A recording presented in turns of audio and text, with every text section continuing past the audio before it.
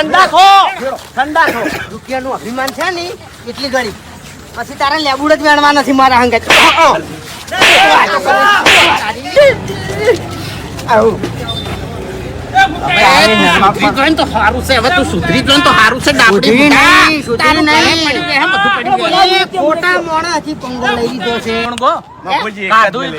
પાછો લેબુડી વાણ તો ના કરી નાખો ને તો મને કહેજો. માથાકૂટ ના કરો એમને રમો.